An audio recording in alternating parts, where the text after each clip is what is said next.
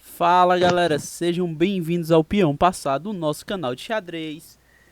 E pro Chesscast de hoje eu tenho aqui mais um convidado muito especial, que é o senhor Francisco Garcês Lemes, que está aqui representando a editora Solis. Para vocês terem uma ideia da importância desse senhor para o xadrez brasileiro, ele que assina a apresentação do livro Meu Sistema, da edição de 2007, em português, que foi a primeira edição do livro em português. Senhor Francisco, se apresenta aí um pouco para o pessoal, por favor. Um prazer muito grande estar falando com vocês, né? Eu sou o Francisco Garcês Leme, eu sou engenheiro civil, eu sou administrador de empresas, tenho um longo trabalho na área de engenharia, né? Mas eu sou um grande apaixonado aí pelo jogo de xadrez, né? Então, durante boa parte da minha vida, eu joguei bastante xadrez. Depois eu me dediquei também à parte diretiva. Eu fui presidente do Clube de Xadrez São Paulo, que é o clube mais antigo do Brasil, é um dos mais antigos do mundo, né? É um clube que já tem 118 anos. E eu fui presidente do clube. Depois eu fui vice-presidente da Associação Brasileira de Xadrez, né? E depois disso eu fundei uma editora, né? Que é uma coisa que eu gosto muito, gostar muito dos livros e gostar muito do xadrez, então eu juntei as duas coisas, né? Então a minha editora não é exclusiva de xadrez, mas 90% do nosso catálogo é de livros de xadrez. Isso foi em 2004, né? Então a editora Solis já tem seus 15 para 16 anos, já está uma editora adolescente, né? E já fizemos bastante coisa. Temos aí livros assim, bastante importantes. Eu acho que o grande lance da editora Solis evidentemente, publicar os livros de xadrez na língua portuguesa, né? Que, vamos dizer, até a vinda da editora Solis não existia nenhuma editora dedicada primordialmente a isso, né? Tinha bastante livro em português, mas não com a qualidade que a gente imaginou que pudesse ter, né? Estamos indo muito bem, eu acho que a editora já conquistou seu lugar aí no... Estão indo muito bem, então sim. O pessoal aí tem o retorno. A gente também já está vendendo em Portugal, né? E também na Espanha. Nós já lançamos 2 livros em espanhol, né? Que são vendidos assim, normalmente no mercado da Espanha.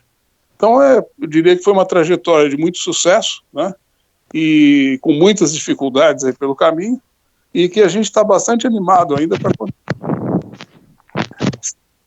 e lançando livros novos. Acabamos de lançar o livro do Fischer, né? Um livro bem interessante, que mostra o Fischer em Cuba, né? E o Fischer participou aí de 3 eventos enxadrísticos em Cuba, né? Sendo que um deles ele não estava em Cuba, ele jogou pelo telefone, lá pelo rádio, né? Isso no torneio Capablanca de 1965, né? E, enfim, é um livro bastante interessante, conta assim, várias passagens desconhecidas aí da vida do Fischer, né? E esse foi o nosso último lançamento. E os próximos serão, tem um livro já em processo de tradução, que é o livro do Carlsen, Lance a Lance, do grande mestre Zenon Franco, que nós devemos lançar aí, talvez no final do mês que vem. E também temos um livro de um autor muito importante da Espanha, que é o Antônio Gudi, que chama Escola de Xadrez, que é um livro que ensina as pessoas a jogarem xadrez, né? Mas, além de ensinar a jogar xadrez, também dá os conceitos fundamentais para que a pessoa desenvolva a capacidade de jogar xadrez, né? Então, são esses 2 livros aí que nós estamos nos dedicando aí nos próximos meses e vamos lançá-los aí em breve, né? É isso. Muito bom, muito bom. Mas, assim, senhor Francisco, depois a gente fala mais um pouco sobre a editora, vamos falar sobre o senhor. Como foi que o senhor conheceu o xadrez? Como foi que isso chegou até você? Eu aprendi xadrez quando eu estava na escola, né? Uma escola bem ainda fundamental, né? No ensino fundamental. Eu e os meus irmãos estudávamos no colégio aqui de São Paulo, chamado Colégio de São Bento, né? E nesse colégio tinha um colégio de padres da ordem de monges da ordem beneditina, né? E tinha um deles, que era o Dom Beda Nobel, que ensinou o meu irmão mais velho a jogar xadrez. E esse meu irmão, chegando em casa, ensinou os irmãos, né? Eu, inclusive. E todos nós gostávamos muito aí do xadrez, mas eles, assim, gostaram, jogaram um pouquinho também e não deram muita sequência. Mas dali eu fiquei encantado, né, com o jogo e segui, assim, uma longa vida de admiração. Quer dizer, eu não sou um jogador excelente de xadrez, mas eu gosto muito, né? Então, eu acompanhei o xadrez, joguei vários torneios na juventude, joguei torneios universitários, né? Passei a frequentar o Clube de Xadrez São Paulo na década de 70, né? No começo da década de 70, que era o auge lá do Clube de Xadrez, né? Os grandes jogadores do Brasil estavam lá naquele momento. E foi assim que eu aprendi. Eu aprendi com o meu irmão mais velho, que tinha aprendido de um monge beneditino do Colégio de São Bento, que era o Dom Beda Nobel, né? Então foi essa a história. Gostei do nome. Ele era um monge alemão, né? Um santo homem, né? E, assim, já bem velhinho e tal, ele adorava jogar xadrez. E ele que ensinou a gente aí a movimentar as peças e ensinou também ao meu irmão de tal forma que, vamos dizer assim, transferiu uma capacidade de ensinar com amor, né, pelo jogo. Foi bem legal, foi assim que eu aprendi a jogar xadrez e comecei a desenvolver, né? Bem legal mesmo. Então, Francisco, qual outra paixão você tem além do xadrez? Alguma outra coisa que você seja muito apaixonado? Ou não tem, só o xadrez mesmo? Eu gosto de música clássica, eu gosto muito de ópera, né? Mas eu sempre trabalhei muito na minha vida, né? Eu sou, aí como engenheiro, fiz muita coisa, enfim, trabalhei bastante aí na engenharia, depois na administração de empresas também, nas duas coisas juntas, né? Eu já fiz rede de livrarias, né? Eu já construí, ao longo da minha vida, fiz 21 livrarias pelo Brasil, né? E em vários estados aí do Brasil, né? E, quer dizer, então é uma paixão muito grande aí pelos livros, de uma forma geral, né? E então eu sou realmente apaixonado por isso, basicamente pelo xadrez, mas gosto muito de livros também, gosto de música e gosto muito de ver futebol na televisão, né? Adoro, né? E quando eu posso, eu vou com meu filho, ao estádio do Palmeiras, a gente assistir os jogos lá do então, são as paixões aí que a gente tem, né? São coisas simples, mas que eu faço com muito prazer. Assim, o senhor já falou no começo como surgiu a editora Solis. Qual foi assim, para vocês a maior dificuldade no começo? E como vocês lidam com a pirataria de livros, que é uma coisa muito recorrente? Duas perguntas, uma muito legal. A primeira parte eu gostei muito do que você tenha perguntado. Foi fazer no Brasil, de uma forma geral, já é muito complicado. Agora, livro de xadrez é mais complicado ainda, né? A gente teve a oportunidade, a gente já estreou assim com o pé direito, né? A gente teve a oportunidade de cara fazer os livros do Kasparov, né, que são os meus foi uma honra para nós, o prazer, quer dizer, um dos livros mais importantes aí da literatura do xadrez, né? Mas para nós, a gente ficou com um prazo assim, muito curto, né? Porque a gente acertou com o Kasparov no mês de agosto de 2004. Não, no mês de junho de 2004. E a gente tinha que estar com o livro pronto em agosto. Quer dizer, o Kasparov ia estar em São Paulo, ia vir para cá e tal, ia aproveitar para fazer o lançamento do livro em agosto de 2004. Então a gente tinha de junho até agosto para fazer o livro, né? Aí chegou o livro para gente fazer. Veio uma versão em russo, os originais. Aí dificulta. Veja só, a gente nunca tinha feito um livro na vida, né? Então recebemos o livro em russo, também com uma cópia de apoio em inglês, que foi um grande apoio para a gente, né? e toda a documentação do Kasparov e tal, inclusive com muitas fotos do Museu de Xadrez de Moscou, né, que são fotos fantásticas aí dos livros que ele estava escrevendo. Ele ainda estava escrevendo, quando a gente acertou com ele para produzir o primeiro livro, ele estava acabando de escrever o segundo, né? E, enfim, então foi um contato muito interessante e tal. Mas uma dificuldade muito grande foi a gente conseguir fazer esse livro, né? Um grupo de pessoas, o Giovanni Vescovi também, que é um grande jogador e um grande amigo nosso, né? Ele participou ativamente, ele, na verdade, que trouxe aí a proposta aí do Kasparov para a gente fazer o livro aqui no Brasil, né? E também ajudou, o Giovanni fala russo, né? Então ele ajudou bastante, aí ele fez a tradução do livro, né? Enfim, foi uma correria que a gente teve que usar, inclusive, processos aí de gerenciamento de projeto de engenharia, né? Para conseguir chegar no final da história com o livro pronto e com grande satisfação. No dia que o Kasparov chegou aqui em São Paulo, a gente tinha um exemplar já pronto. Então eu passei de manhã na gráfica, né? Peguei o livro e levei lá para o Kasparov. Ele adorou o livro, enfim, foi uma coisa muito legal. E aí nos dias seguintes já publicaram a edição completa, né? Essa foi uma grande dificuldade, mas essa foi uma dificuldade agradável e até um pouco engraçada.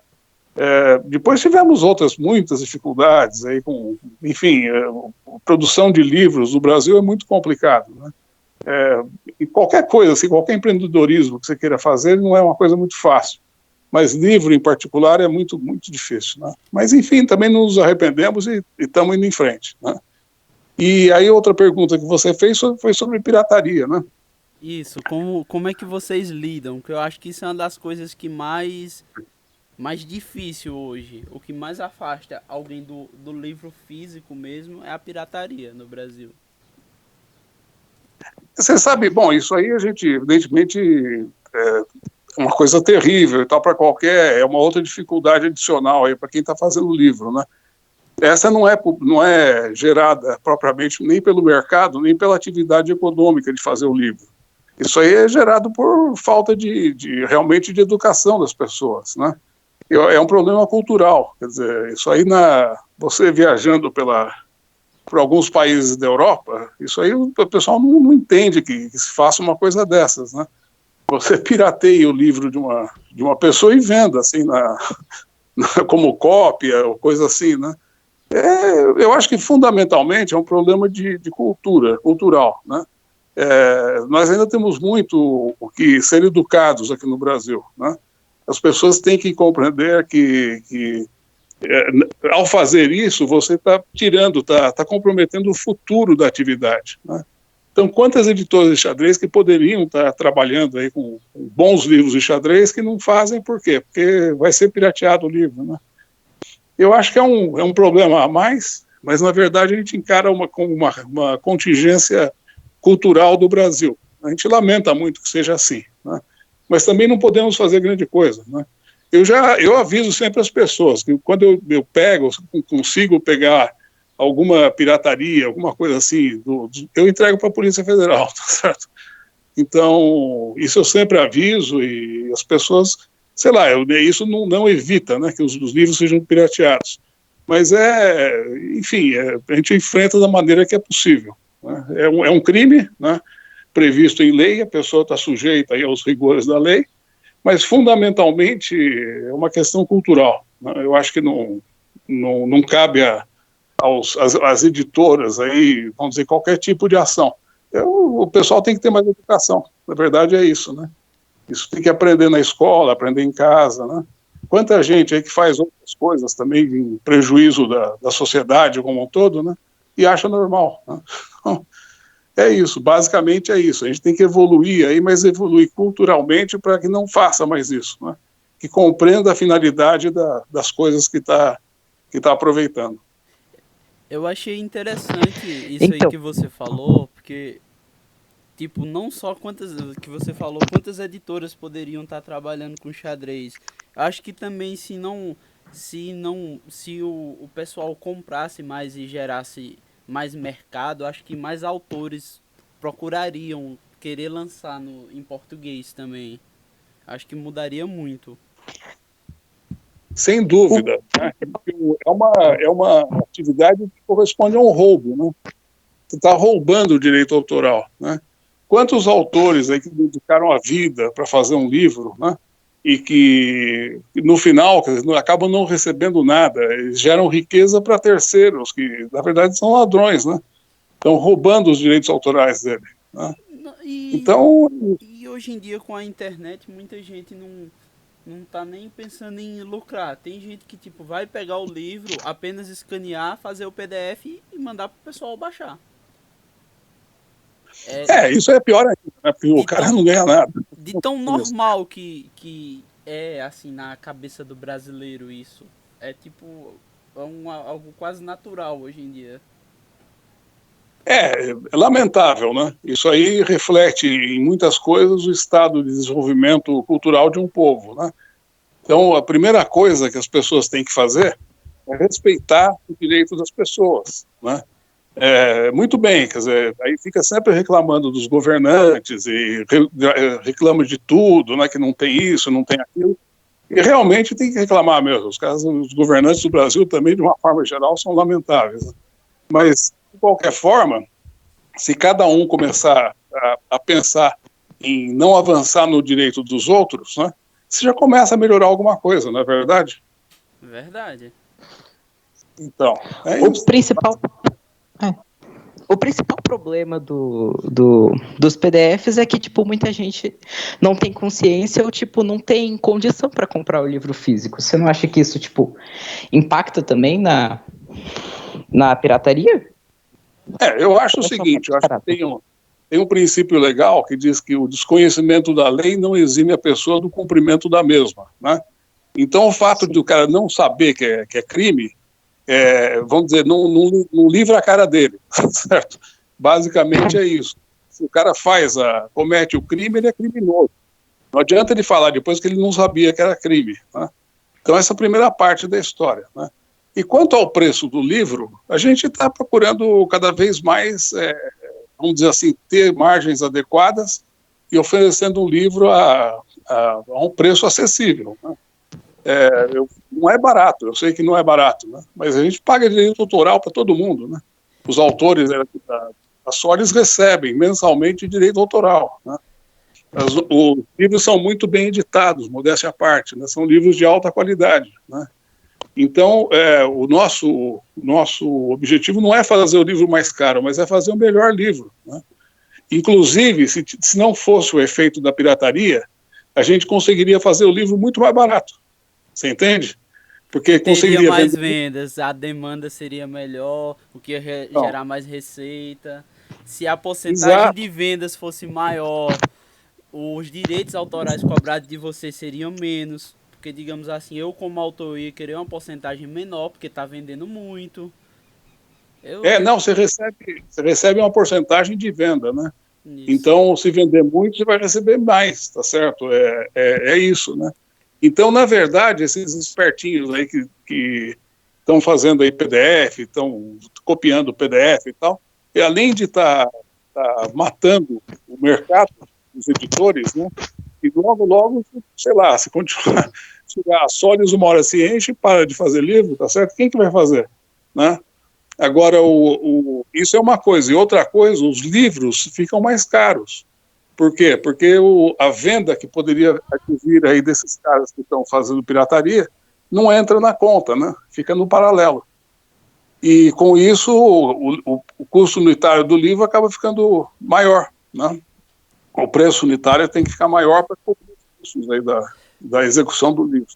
Já, E já, como os nossos livros são de qualidade, são livros ótimos e tal, é lógico, vai ter problema mesmo, já que a né? gente falou nisso de mercado, desculpa interromper, eu fiquei muito curioso. Que, tipo assim, eu não acho comparado ao conteúdo que está trazendo, por ser uma coisa bem específica, eu não acho um livro, por exemplo, digamos de R$ 100 um livro caro. Agora, deixa eu pensar direito como eu pergunto. Como influencia, assim, digamos, pro mercado e para vocês, tipo, o correio? Como é essa relação? Porque eu acho que às vezes o correio tem uns fretes meio caros. E isso aí não é nem de vocês, é o sistema de correios mesmo. Como é que vocês lidam com isso? O que você acha do sistema, já que vocês vendem e tem que fazer entregas e isso eu acho que pelo preço dos fretes influenciam, de certa forma, vocês a perderem clientes. Porque pro consumidor, ele tanto faz, é uma despesa, né? Ele está pagando para o editor e está pagando pelo correio, que o frete quem paga é quem está comprando, né? Eu até concordo com você sobre o preço dos livros, eu também acho que pelo conteúdo e tal, mas a minha opinião, é claro, ela pode ser considerada suspeita, né? Porque eu tô falando. Então, a opinião do vendedor, verdade. Né? É suspeita mesmo. E não, agora, eu, particularmente, aqui para vocês, eu também acho que não está caro, né? Você não imagina a ginástica que a gente faz aqui para chegar nesses preços, né? Eu vendo os livros na Europa, eu vejo os livros, outros livros, não da Sólidas, mas outros editores, esse livro, por exemplo, aí do Capablanca, né? Capablanca, Lenda e Realidade e tal, o livro está sendo vendido por, sei lá, 50 euros, coisa assim, né? 30, 40, 50 euros eles vendem. Então, o nosso lá na Espanha custa 31 euros, né? Então, o nosso é mais barato. A gente consegue colocar o livro mais barato lá, né? Bom, mas essa é uma outra história. A outra coisa que você falou foi do correio, né? O problema do frete também é um problema que foge, aí, evidentemente, qualquer vontade nossa, né? O correio, aí, por enquanto, pelo menos, é uma atividade de monopólio, né? Só uma empresa, só existe o correio que faz aí o transporte aí dos livros, né? Então, os fretes acabam contemplando também uma certa falta de boa gestão aí dessa atividade. Então fica caro, é muito caro mesmo, né? Você mandar um livro, às vezes o preço está quase o preço do livro, é o preço do frete, né?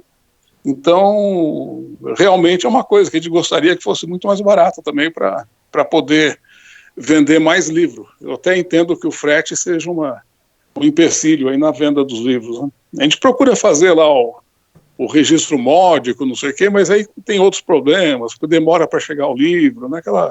Aquelas coisas todas, né? Mas eu acho que o frete deveria melhorar. Quem sabe aí se tiver uma privatização aí dos Correios, tal, pode ser que melhore para todo mundo, né? Não sei, talvez. Para você ter um exemplo, assim, posso falar, tipo, aqui o frete de um livro, tô aqui no site da Solis pelo celular, não tem problema não se eu falar? Não tem problema nenhum, porque a gente não ganha nada com o frete, né? O frete vai direto para o correio. O livro do Fischer, Bob Fischer em Cuba, tá 90 e poucos, tá R$ 93. Não é isso? Isso. Preço promocional. Se eu fosse pagar um Sedex para trazer o livro para mim em 11 dias aqui em Pernambuco, eu pagaria R$ 90 de frete. Pois é o preço do livro praticamente. Caraca. E se eu fosse pagar o pack normal, eu ainda pagaria R$ 58 de frete. Então, se você entrar aí nesse, você consegue entrar aí no WhatsApp aí do site, embaixo tem lá aquela coisinha verdinha lá do telefone, lá que é o logo do WhatsApp. E esse WhatsApp cai comigo aqui. Eu que recebo esse WhatsApp, né? Não, eu já falei com o senhor por ali. Então, tá vendo? Então aí se você por esse WhatsApp, se o comprador quiser e tal, a gente combina de mandar pelo registro módico, né? Então aí esse valor que você está falando aí de R$ 90 deve cair para menos de 20. Deve estar por aí, 20, entre quando é mais próximo. Aqui ontem eu mandei um para Minas, acho que foi R$ 13, alguma coisa assim. Mas é muito mais baixo o frete. Mas aí também demora mais para chegar, né? Demora, sei lá, um pouquinho mais aí do que nas outras modalidades. Então o frete é um empecilho, sim, mas a gente está procurando dar a volta, tentando, de alguma forma, ficar mais barato, né? Tá vendo, pessoal? Vamos ver. Você que vê o podcast, entre em contato com a editora, que eles vão sempre tentar fazer o melhor, porque eles querem vender para vocês, eles precisam vender, e o Os fretes vêm por conta dos correios, não tem nada a ver com eles. É isso aí. É isso mesmo, né? E não façam pirataria. Então, o que o senhor acha do xadrez brasileiro com a pirataria, com os torneios, etc? O que você acha que vai acontecer no futuro com o xadrez brasileiro? Eu acho que o xadrez brasileiro está evoluindo muito bem, né? A gente, quando lançou aí os livros do Farol, a gente tinha 4 grandes mestres, né? Aqui no Brasil. Isso foi em 2000 e 2004. Hoje nós temos quanto? Acho que são 14, 14, se não me engano. 14. Então, nós aumentamos 10 grandes mestres no prazo aí de 15 anos, né? Eu acho que é muito, muito louvável aí esse desempenho técnico do Brasil, né? Muito. Tem mais jogadores, com mais informação, a internet tem um impacto enorme nisso aí, né? Que as pessoas conseguem acompanhar os torneios online, conseguem estudar bem, né? Também, modestamente, a qualidade dos livros também começa a melhorar, né? Existe, assim, digamos assim, um crescimento assim, orgânico de todo o xadrez, né? Na parte técnica. E isso eu vejo com muito bons olhos. Eu acho que o Brasil tem evoluído, tem ótimos jogadores, os mais novos, eu tenho acompanhado aí, são excelentes, né? Tem grande futuro, né? Você vê qual outro país aí que tem um Fear jogando do jeito que joga o Alexander, né? Então, Verdade. muito orgulho. A gente tem muito orgulho aí de ter acompanhado a carreira deles aí um pouquinho e tal. Então, nesse sentido, no sentido técnico, eu acho que o nosso xadrez aqui está crescendo e tem cada vez mais jogadores e melhores jogadores. O Rafael Leitão também é outro grande jogador, né? E, enfim, e aí do Nordeste, né? O Rafael do Norte, né? Do Maranhão, né? Daqui é o Iago Santiago. É o Iago. O Iago é bem o exemplo que eu estou falando, né? O Iago é um exemplo exatamente do que eu estou falando. É um excelente jogador também surgido aí nos novos tempos, né? Isso é muito motivador para todos. Agora, na parte de organização do xadrez brasileiro, eu tenho várias aí, muitas restrições, né? Porque realmente até é muito difícil mesmo. O Brasil é um país muito grande, né? Então é difícil que tenha uma organização assim centralizada. Eu acho que devia ser uma coisa mais regional, né? Acho que poderia ser mais espalhada aí pelo Brasil. Mas eu até entendo que a dificuldade é enorme por causa do tamanho do país. E também outra coisa é a boa vontade de todos aí, os dirigentes aí que se aventuram a dirigir o xadrez aí, sempre eu admiro muito aí a coragem, né, e a dedicação deles, né?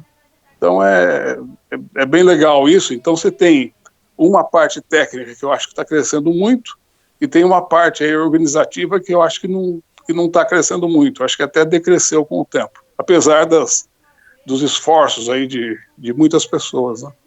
É o que eu penso aí no momento, né? Pior que ultimamente tem tido muito polêmica, muitas polêmicas mesmo com a Federação Brasileira de Xadrez. Isso é algo, assim, digamos, um pouco triste, porque, querendo ou não, dificulta os nossos atletas, tanto que são quem mais propaga e desenvolve o xadrez, como fecha certas portas de entradas. Mas você sabe, olha, você é bem mais novo do que eu, né? Olha, eu acompanho o xadrez do Brasil de várias, digamos assim, de várias formas e com maior dedicação, menor dedicação ao longo do tempo, já nos últimos 50 anos, pelo menos, que eu jogo no Clube de Xadrez São Paulo há 50 anos. Eu, sinceramente, para você, eu nunca lembro, assim, não consigo me lembrar nesse período de 50 anos que tenha havido um período que não tenha tido polêmica, sabe? Eu acho que a polêmica faz parte, não sei se do xadrez ou da organização humana, sabe? Então, o pessoal está sempre em polêmica. É lógico, tem polêmicas mais graves e polêmicas graves, né? Mas o fato de existir polêmica, eu acho que é uma coisa que vai acontecer sempre. Tomara que seja assim mesmo, porque isso é que move aí a discussão e acaba progredindo aí as coisas através do entendimento das pessoas, né? Mas é claro, tem de tudo. Tem algumas polêmicas que são muito cabeludas mesmo. O, o, o senhor tá acompanhando o torneio de candidatos? Eu tenho visto assim, meio por cima, né? Eu tenho visto alguma coisa, algumas partidas e tal, e também estou impressionado lá com os jogadores, né? O francês lá, o Lagrave, né? E o Nico lá também é um jogador que surgiu aí meio zebra no torneio, mas está em primeiro, né? O próprio Caruana, né, que é um jogador fortíssimo, os chineses lá que estão indo mal para Chuchu, né, não sei se é reflexo aí das quarentenas deles lá, mas estão indo muito mal aí, os dois chineses. Então, sei lá, eu tenho acompanhado assim por cima. Eu vejo algumas partidas, mas eu confesso para você que cada vez mais eu tenho dificuldade de acompanhar as partidas desses caras que estão jogando um xadrez diferente do que eu conheci ao longo da vida, né? Então, mas gosto muito, é muito interessante e muito bonito aí esse torneio, né? Apesar, olha só, é bem o que eu falei agora há pouco, você tem a parte técnica, que eu acho que está muito legal, está um nível muito alto, o Carlsen é um grande campeão, é um dos maiores da história, né? E agora, por outro lado, eu acho que a FIDE não deveria ter feito esse torneio, né? Eu acho que foi um erro da FIDE o começo desse torneio nas circunstâncias em que está aí o mundo aí com essa pandemia, né? Então, tem sentido, quer dizer, eu acho que não foi legal. Então, a parte organizativa também eu tenho restrições, mas a parte eu estou muito feliz. O próprio Radjabov, que foi o campeão da Copa do Mundo, ele se negou a jogar por conta disso, dessa pandemia. Tudo indica... eu acho que ele fez certo. Não sei, na minha opinião, não sei assim, não é fontes seguras, mas o que rola na internet é por conta do que os dois jogadores chineses, eles não estiveram em quarentena. Aí ele se negou a jogar por conta disso. Não sei se foi por isso mesmo, foi uma questão de princípios, né? Eu acho que o esporte, ele só é, vamos dizer, você pode dizer que é esporte mesmo, quando você respeita o elemento humano, né? O esporte é uma atividade humana, né? Não é uma coisa de computadores, não é uma coisa de máquinas, não é isso, é uma coisa de disputa entre gente, né? E no momento em que você tem gente ameaçada, você não tem esporte, né? Por qualquer motivo, né? Então eu acho que nesse sentido é que faltou um pouco de... lógico, tem todas as razões econômicas, os investimentos dos patrocinadores, aquela coisa toda, mas nessa hora você tem que pensar no primordial do esporte, que é a pessoa, né? E deixar tudo para resolver depois, quer dizer, então simplesmente para e depois você resolve, quer dizer, confusão de patrocínio, despesa com passagem, aquela coisa. Esse negócio se resolve. O que não se resolve é falta de respeito com a pessoa, entendeu? Então eu acho que por esse motivo não deveria ter torneio lá, não teria. Enfim, mas é uma opinião, né? Eu sei que tem muita gente que acha, que concorda comigo, e tem muita gente que discorda do que eu estou falando, né? Então, mas na minha opinião reforça aí, eu estou satisfeito com a parte técnica e insatisfeito com a parte organizativa, aí inclusive a nível mundial também. Então, pode falar. Não, César, eu também acho que não era pra ter rolado agora não, esse candidato. Então, vamos sair dessa parte mais obscura de xadrez, vamos pra uma coisa mais divertida. Qual que é o seu jogador favorito? O melhor jogador da história, que você acha? Essa é uma pergunta fácil de eu responder. Caraca. Mas então vamos fazer assim, tipo, qual o seu jogador favorito e um top 5 melhores da história, na sua opinião? É difícil, até o próprio conceito de melhor, né? Porque aí você tem que digamos assim, atribuir algumas coisas para conseguir avaliar, né? Se você pegar o tempo, assim, digamos, útil de campeão, né? Não do Lasker, porque o Lasker ficou muito tempo sem jogar, ele passou anos lá defendendo tese, não sei o quê. Mas se você pegar tempo útil de jogador acima de todo mundo, eu acho que é o Kasparov, sem dúvida, né? Ele foi realmente um jogador imbatível aí durante 15 anos, então e num nível excepcional, com jogadores excepcionais, né? O Karpov também, nesse sentido, é um outro grande jogador, né? Aí você fala, tá, mas esse é um critério, o critério aí de analisar o cara pelo tempo de domínio, digamos assim. Agora, se você pegar um outro critério, que é o critério de vamos dizer, dificuldade, o cara que não tenha, assim, o apoio, enfim, surge num lugar que o xadrez não é muito valorizado, então tem mais dificuldade para gerar grandes jogadores. Você pega aí o Bob Fischer, né, que é o cara que aprendeu a falar russo para poder ler as revistas russas de xadrez, né, e o esforço que ele tem, e o talento que ele tem, que é insuperável, é uma coisa impressionante, né. Então o Fischer também pode ser considerado um dos maiores jogadores da história, né. Se você pega aí, por exemplo, o Paul Morphy também, né, por muitos aí dos motivos, até que naquele tempo não eram os russos os grandes jogadores, né, eram os ingleses e os franceses. E ele foi para a Europa também meio digamos assim, sem muito apoio, aquele negócio todo, né, e foi lá e derrotou todo mundo. Também foi um jogador desse sentido excepcional, né. Você não pode esquecer também de um Capablanca, né, que transformou um jogador que transformou assim o jogo de xadrez numa atividade muito mais agradável, mais nobre, mais respeitada, né? Que os jogadores de xadrez até o Capablanca não eram muito respeitados também, né? E ele conseguiu melhorar bastante nesse sentido. O Alekhine, um jogador excepcional, né? Então todos esses que eu estou falando são, é claro, né, são qualquer um deles aí você pode considerar como dentre os maiores da história.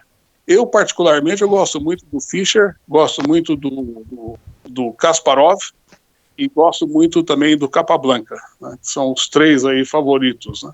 E não que eu desgoste dos outros, mas esses três aí são... Eu costumo ver a partida dos três, né, com mais prazer do que dos outros. Não, mas todo mundo tem seus favoritos, tem aquele que a gente passa mais tempo vendo, gosta mais de ver, porque todo mundo desenvolve um certo apego por época, todo mundo tem algum motivo para gostar de algum jogador. Mas, voltando um pouco assim sobre essa parte literária, tem algum autor ou série de livros assim que você tipo gostaria muito de poder lançar em português? Tem um dos livros aí que eu também penso em lançar em português, é o do Grau, né? Do Roberto Grau, do argentino. São aqueles 4 volumes, que é o Tratado Geral de Xadrez, né? Você deve conhecer esse livro, é um livro muito famoso e muito conceituado, né? Tem espanhol nele. O Grau, ele escreveu é argentino, né? Ele fez o livro espanhol, hoje em dia você tem disponível. Inclusive, recentemente saiu uma edição belíssima, né? Que foi já colocado na linguagem algébrica, né? E figurativa algébrica, e o prefácio é feito pelo Oscar Pano, né? Que é também o primeiro grande mestre aí da América, né? Das Américas, da América do Sul. E um jogador e uma pessoa excepcional, Dom Oscar, né? Então, esse livro foi editado aí recentemente, né, e está em espanhol, e com o prefácio do Pano, do Oscar Pano. Então, é um livraço, né? São 4 volumes, eu também recomendo, aí, inclusive em espanhol. Aí as pessoas que estiverem ouvindo aí, querem desenvolver bem no xadrez mesmo, nada melhor do que o livro do Roberto Grau, né? Então, é altamente aconselhável. Eu gostaria um dia, quer dizer, não está ainda nos nossos planos executivos, mas o nosso plano estratégico está num dia a gente editar também o livro aí do Roberto Grau em português, né? Esse é um sonho de consumo nosso aqui. Nossa, que legal. Já pensou um dia também um Dvoredsky, alguém assim? O Agade? Eu tive o grande prazer de conhecer o Dvoredsky, né? Pessoalmente também. Nossa, eu queria muito ser o senhor. Não. Eu não sei, sinceramente, aí lógico, da parte técnica e pela importância dos livros do Dvoretsky, eu acho que seria uma grande conquista aí para a editora editar esses livros. Na época, eu cheguei até a conversar com ele sobre isso e tal, mas depois o negócio acabou não foi para frente. Mas pensando do ponto de vista comercial, será que, vamos dizer, as pessoas que estão aí tirando PDF de livro, você acha que essas pessoas vão aproveitar muito um livro do Dvoretsky? Pra falar a Que é um verdade, livro... pra falar a verdade, Olha a verdade. quem compra o livro, quem pega PDF, ou qualquer pessoa que não pegue pra se dedicar fielmente ao material do Dvoretsky não vai aproveitar em nada, porque é um material muito complexo. Muito complexo. Muito complexo, né? Então eu imagino, aí entra o lado aí, que é um lado muito feio, mas é o lado comercial também, né, da editora. É claro que a gente tem que ter um projeto de lançar o livro, e o livro tem que se pagar, né? Não adianta, sabe, lançar o livro mais bonito, mais técnico, e no final as pessoas não compram o livro, então um compra e 100 tira o PDF, né? Tá certo? Tem isso é uma realidade. E aí eu ponho o livro de Dvoretsky no mercado e não vendo, quer dizer, e aí todo investimento que eu faço nisso, né? E é um livro eminentemente técnico, então ele se destina a um grupo, a uma faixa de jogadores de xadrez ainda menor, né? Tem muita gente que gosta, como eu, né? Gosta do xadrez pela história, então você vê a biografia do jogador e acompanha a carreira dele e tal, é uma coisa. Então você está, mais uma vez, entrando no elemento humano, né? Agora, o cara que olha na parte técnica, que em tal variante tem uma linha, que é um não sei o que é mais, né? É um público assim, muito respeitável e tal, mas é um público muito reduzido, né?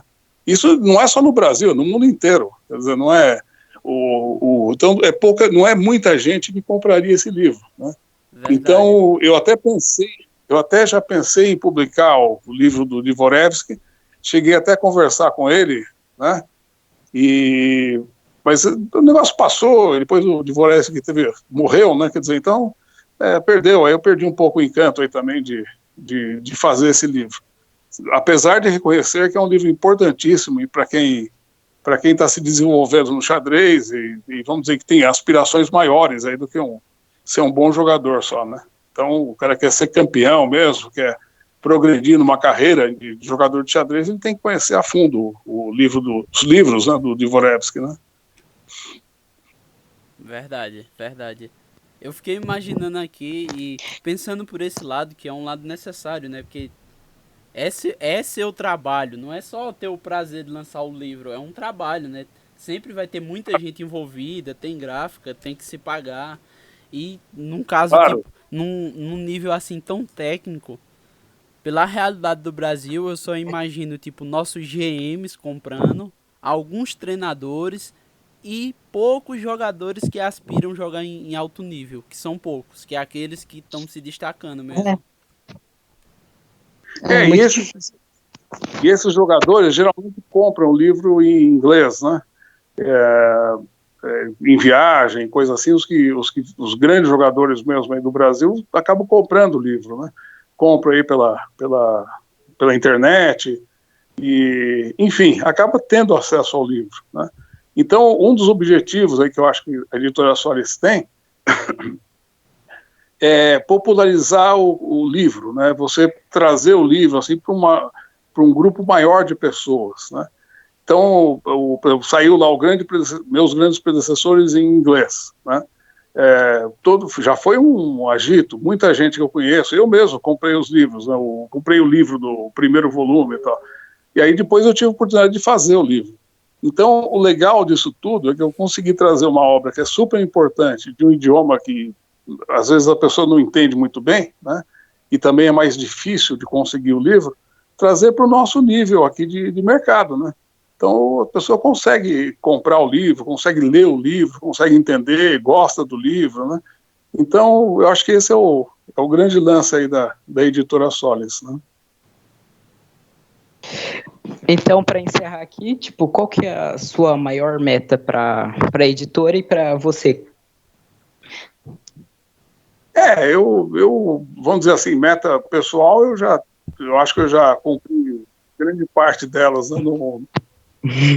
Não, assim, desculpa interromper. Se fosse pro senhor se sentir mais realizado com xadrez, só se o senhor fosse campeão mundial. Porque o cara conheceu o Dvoretsky, conheceu o Karpov, conheceu o Kasparov, publicou os livros do Kasparov em português. Se ele não ganhar do Carlsen no xadrez, ele não vai se sentir mais realizado. Não, muito obrigado. Mas, na verdade, também eu conheço as pessoas que eu conheci aqui no Brasil, os mestres e grandes mestres, os jogadores e tal, né? Eles fazem parte aí das minhas melhores memórias aí, né? Então, foi um prazer muito grande a gente conhecer todas essas pessoas e ao longo aí da vida, né? Então, foi muito legal. Eu acho que foi muito gratificante. Depois também consegui conhecer esses jogadores aí do exterior, né? Que também são pessoas, algumas delas mais complicadas e tal, mas outras muito melhores, né? Então são ótimas pessoas, eu não posso reclamar da vida, não. E para a editora só, a gente continua fazendo o que está fazendo, né? Eu acho que a gente tem um mercado aí, o mercado é uma expressão muito formal, né? Mas tem um grupo de pessoas aí que a gente pode atingir mais ainda. Quem sabe a gente consiga fazer livros assim para que atinja mais gente. Que da mesma forma você perguntou do Dvoretsky, né? E a gente já falou aí que é um livro dedicado a uma fatia de mercado, um grupo de pessoas muito limitado. Se a gente fizer um livro assim de ensino de xadrez de alta qualidade, como é o que nós estamos fazendo, do Antônio Gudi, né, que chama Escola de Xadrez, pode guardar esse nome que vai ser o melhor livro de ensino de xadrez, porque não é só ensino, ele prepara a pessoa para jogar xadrez. Então isso é um dos objetivos maiores da editora, que é a difusão do xadrez de boa qualidade, e cada vez um grupo maior de pessoas para que possam aí usufruir do jogo de xadrez, que eu acho que o xadrez faz muito bem para todo mundo, né? Então, com o objetivo editorial, eu diria isso, a gente fazer livros mais próximos das pessoas, né, e que ajude aí as pessoas a entenderem e a gostarem do jogo de xadrez, que não seja só um acompanhamento de torneio, acompanhamento de jogadores de grande nível, né? Mas que consiga também trazer o xadrez à realidade de muito mais gente, né? Esse é a nossa meta editorial, né? Muito legal, muito legal. Senhor Francisco, eu quero mais uma vez agradecer por ter nos prestigiado com essa conversa. A gente vai encerrar por aqui. Foi muito bom mesmo. Uma aula sobre produção de livros, assim. É muito bom ver a opinião de quem trabalha mesmo com isso. Muito mesmo. Quero agradecer. E eu vou divulgar cada vez mais também a Editora Solis, porque eu gosto muito dos livros. E quer deixar alguma consideração final para a gente encerrar aqui? Para quem ouvir esse podcast? Eu agradeço também muito aí a vocês, viu, Robert? Eu é que tenho uma grande admiração pelo seu trabalho, né? Que eu sei o que você também está se esforçando aí para divulgar o jogo de xadrez de uma forma totalmente desprendida, né? E numa região do Brasil que você não tem assim muito apoio nessa divulgação, né? A admiração é toda minha, né? Eu estou num grande centro, né? Eu tive a oportunidade aí que eu te falei de conhecer as pessoas e tal, e consegui aí dar um passo aí para a frente na parte editorial aqui do xadrez no Brasil, né? Mas é uma grande admiração ver vocês aí mais jovens e tal, e com essa, sabe, com essa chama de fazer as coisas e divulgar o xadrez. Eu é que me sinto muito honrado de participar aí do podcast, né? E foi um prazer enorme aí falar um pouquinho com vocês. Né? Gabriel, quer falar alguma coisa pra gente finalizar? Não quero falar nada, eu acho que foi uma grande honra conhecer e conversar com o senhor, e muito obrigado, né? Pela oportunidade. O melhor desse projeto é isso, tipo, olha, hoje eu tô conversando com o senhor, como eu conversei com o Gerson Pérez, conversei com o Nery Júnior, mestre nacional, tipo, esse projeto tem me abrindo portas até pessoas, e cada pessoa traz uma história, uma vivência, e isso me influencia muito a continuar cada vez me dedicando, e a gente quer também atingir mais gente, e um dia conseguir trazer os GMs aqui para bater papo, tudo. E isso é uma coisa que não é nada rentável pra mim, eu não ganho nada. Uma coisa que eu deixo claro em todo podcast, ninguém que apareceu até aqui recebeu nada pra aparecer. É tudo online, é tudo de graça. Todo mundo que apareceu desde o primeiro até esse agora, que se eu não me engano já é o sétimo, todo mundo veio de boa vontade, sou muito grato a todo mundo.